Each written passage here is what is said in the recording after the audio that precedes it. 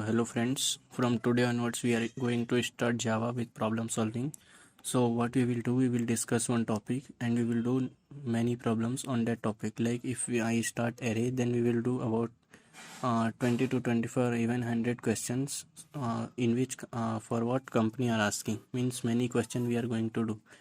So first of all, for those who are beginner, they don't know what is Java, so I will tell.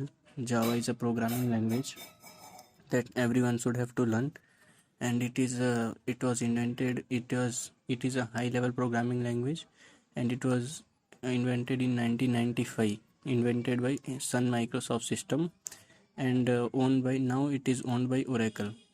You already know, it is a very big company, and Java is currently on boom, and it is, and 3 billion devices using Java only. All application you see on Google Play Store, most of them are using Java only, even though web applications and web apps, desktop apps, even games also are developed in Java also. So Java says that run once and you can write anywhere. What that is Vora, means Java is platform independent. That makes Java more powerful.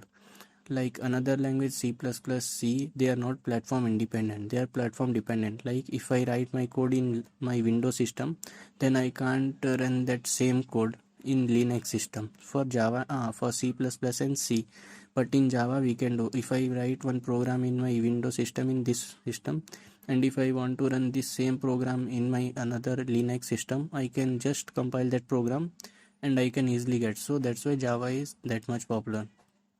And here you can see some articles like programmer of Java 3 to 5 year of experience, they are asking many money, and these all company are asking for Java developer. So Java developer is a good choice, and we are complete, and we are going to do DSA problems which will cover whole topics. So we will do all these things. Here you can see the list of all things we will do.